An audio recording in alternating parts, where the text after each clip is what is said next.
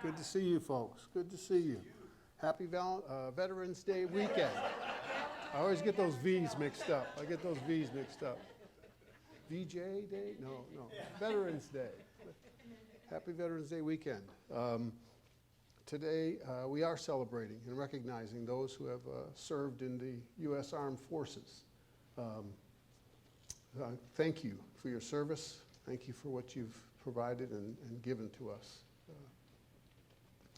I'm a veteran myself of the U.S. Air Force. I served for 5 years active duty and 2 years reserve duty. That experience really expanded my life. The Air Force gave me a lot that I grew from there. They taught me a foreign language, Arabic. Wow. They sent me overseas to live in Greece for a time and taught me how to live with all kinds of people I would not have chosen to live with had I not been in the military. And that was a good experience. That was a good experience. The reason I'm speaking today is because I'm a veteran. I was asked to speak. And as I was trying to think about, okay, what do I want to talk about? I looked back at my very first experience with the U.S. Air Force and the idea came to me. On a Friday in February of 1982, I flew from Detroit, Michigan to San Antonio, Texas for basic training in U.S. Air Force. Now, I was 6 years old, in case you're trying to figure out how old I am.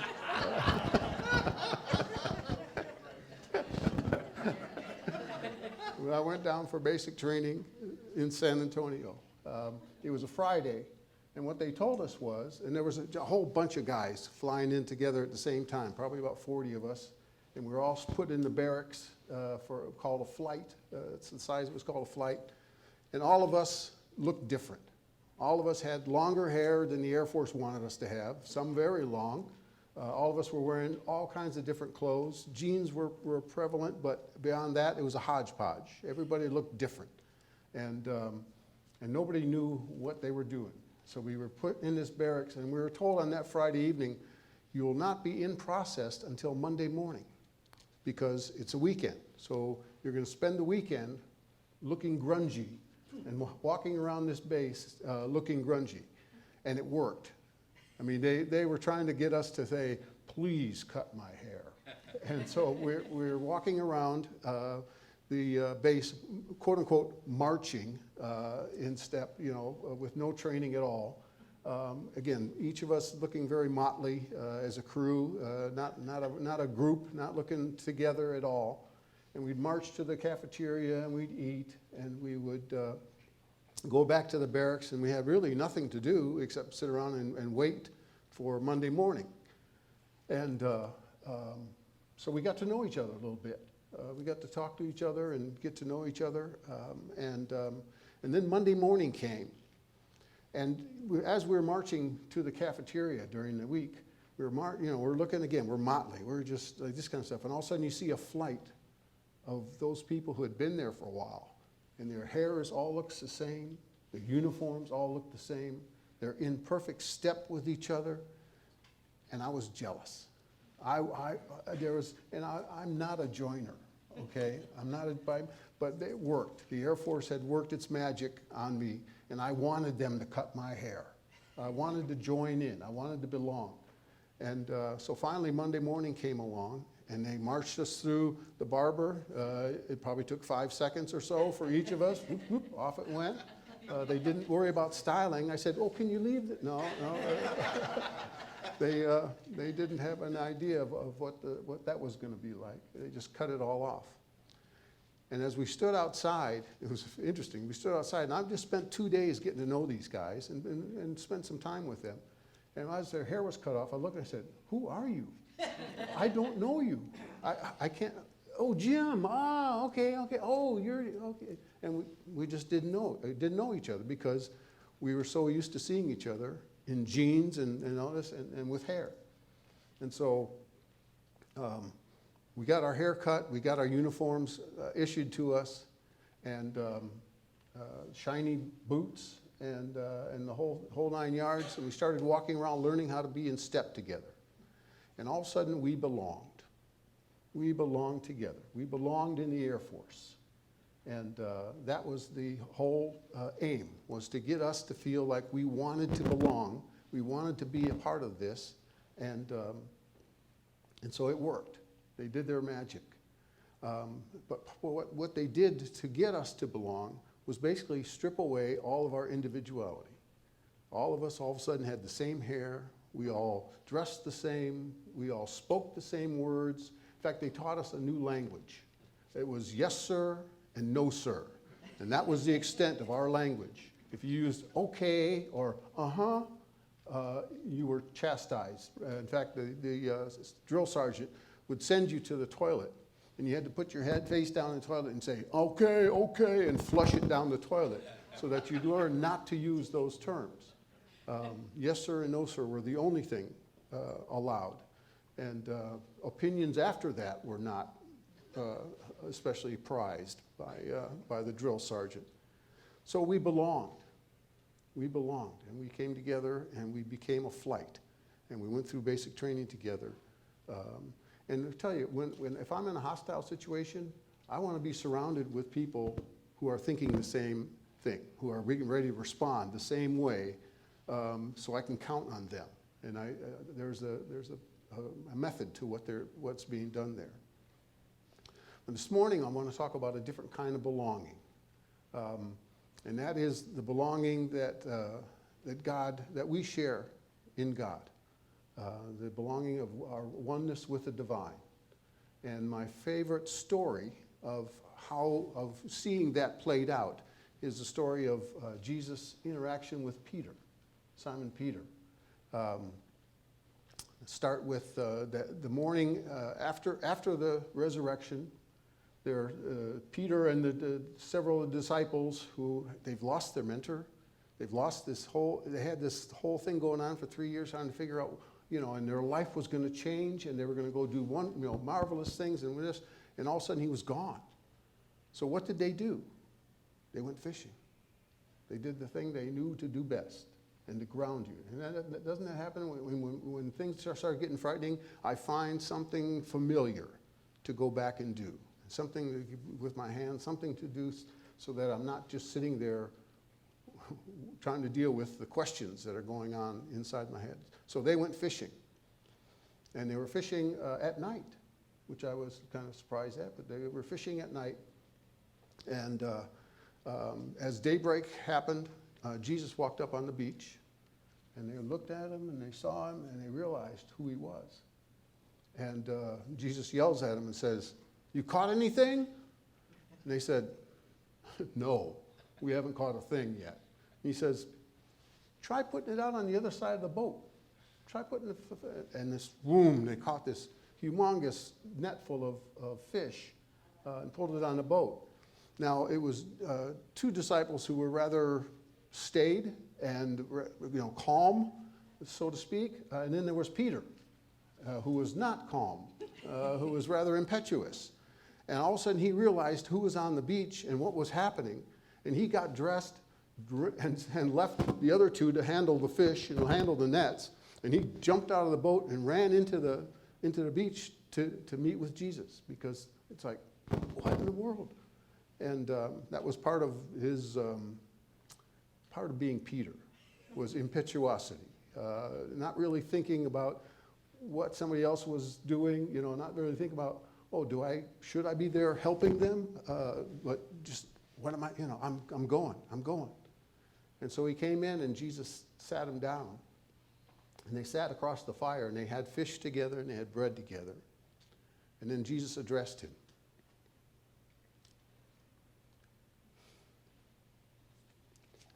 And Jesus said, "Peter, do you love me?"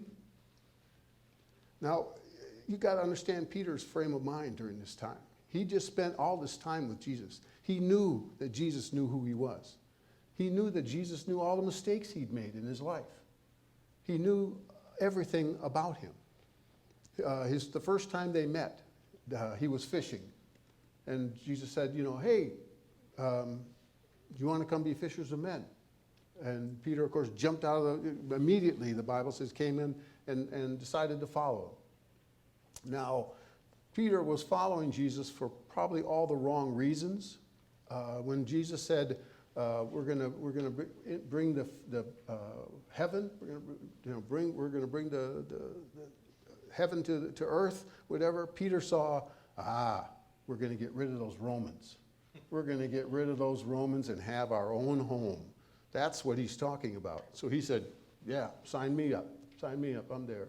And Jesus knew that his motives were a little skewed. He didn't really understand what was happening. How could you at that point? How could you understand what was actually going to happen? And so, but Jesus welcomed him and said, yep, you're part of this. And Peter knew that Jesus understood that his motives were where they were, and especially on that morning, just an awareness. And then, but Jesus still said to him, looked at him and said, Peter, do you love me? And again, there's all these other situations that have happened just in the last few days. Peter was, Jesus went off to want to pray. He knew that the crucifixion was going to happen the next day. And he went off by himself, and he took James and John and Peter with him up into the garden and said, you guys stay here and pray with me, would you? I'm going to go up there and pray by myself, but I want you to support me. I want you to stay with me and pray with me, whatever. Well, of course, they fell asleep. And Jesus comes back and says, what? You can't stay awake even? Don't you understand what I'm going through here? You know, I want you to support. So he went back out like that, and the guys wake up for a while, and then they fall back asleep, and Jesus comes back and says, well, I can't leave you for a minute. And there you are. And Peter knew that Jesus was disappointed in him, saw that moment and realized that, again, he'd made a mistake. And Jesus saw that mistake. And so that's in the back of Peter's mind. So when Jesus asked him, Peter, do you love me? He's like, what in the world? Why is he asking me this? And just shortly after that, the people come finally and grab Jesus, and they're getting ready to take him away. And Peter says, I'll save you, and pulls out his sword and cuts off the ear of a high priest servant. Now, two things here. One, first of all, Jesus told him, no, we don't want swords. We don't want swords in this situation. And Jesus actually, the Bible says he healed the man's ear, put it back on for him. But the second thing was, and from the side, it's like, if I'm hiring somebody to be a bodyguard, it's not going to be Peter. If he swings a sword and all he hits is an ear, I don't want Peter as my bodyguard. Thank you. I'd like somebody a little better trained, a little better able to take care of me in that kind of situation. But again, Jesus said, no, Peter, that's not what we're supposed to be doing. And again, Peter made a mistake. And his impetuosity took him to a place where he made a mistake. But Jesus asked him, Peter, do you love me? And Peter again thought about the night before or a few days before when Jesus had told him, somebody here is going to deny me 3 times. Peter says, not me. Not me. I don't know who does. I don't know who it is, but it's not going to be me. And sure enough, later that night, he's walking down, and to 3 different people, one of the disciples had an in with some of the people, so he got into the courtyard where Jesus was being tried, and he's standing there, and 3 different people said, aren't you one of the disciples? Aren't you with him? And he said, no, and moved around a little bit, and somebody else came up and said, you're with him. You're one of them. You're one of, no, I had nothing to do with that. Nothing. And the 3rd time, he again, somebody asked him, don't you belong with that group? No, and he died in 3. And then the cock crowed, the rooster crowed, to say that it was morning. And Jesus had told him, before the rooster crows, somebody will deny me 3 times. So Peter, again, had to be devastated. It's like everything that he was trying to do, all he was doing was making mistakes.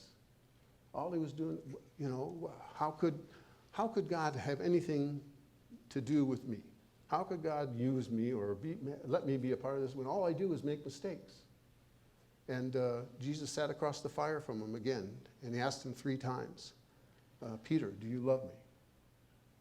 And some people talk about the fact that he asked him 3 times because he had been denied 3 times, and that might be a part of it, but I think more than that, the relationship that he and Jesus had let him come to Peter at Peter's pace, at the time that what Peter could absorb. So the first time he asked him, do you love me? Peter, of course, yes, I love you. Of course I love you. We're not always comfortable dealing with love. We're not always comfortable being asked, do you love me? It's like, oh yeah, yep, next, what else are we going to do here? And Jesus recognized that, I think. And he's asked him again, Peter, do you love me? And some light started to shine in Peter's head. Something started to come to him. And he started to realize he knows everything that I am. He knows all these mistakes that I've made. And yet he's inviting me. He's asking me to love him. He's asking me to love him with all these mistakes. And he says, yes, I do.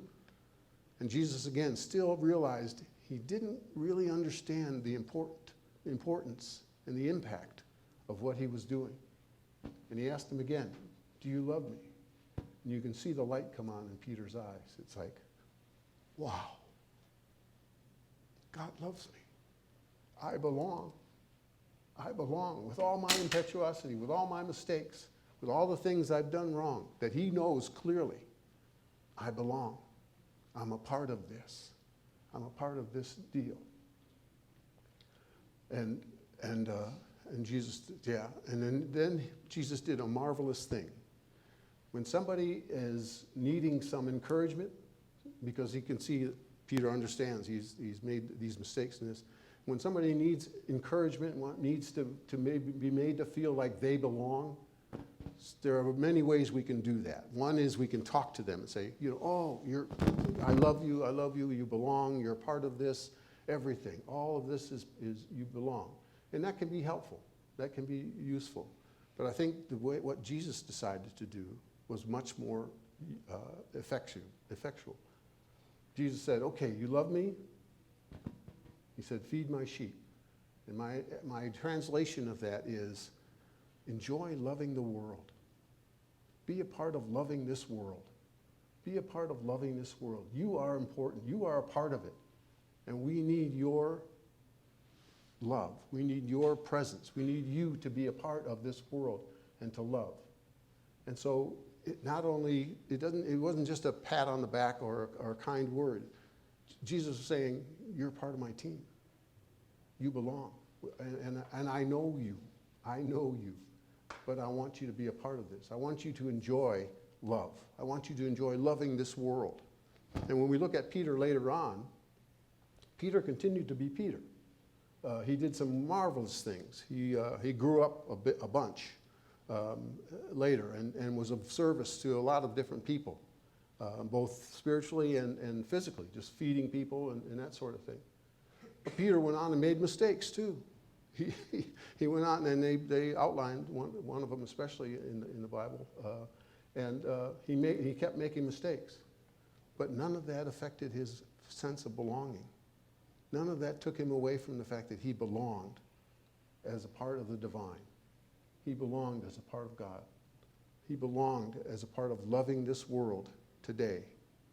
And each of us, I think, comes to that place where we sit across the fire from God. And he looks in our eyes. And he says, do you love me? And if we can stay there long enough to let that sink in and know that, well, God, you know all about me. Why in the world are you inviting me? You know the mistakes I've made. You know what the person I am. And I'm going to go out of here today and I'm going to make some more. And so I got, yeah. Love the world. Love the world. You belong. You're a part of this. And that's the gift we receive from the divine.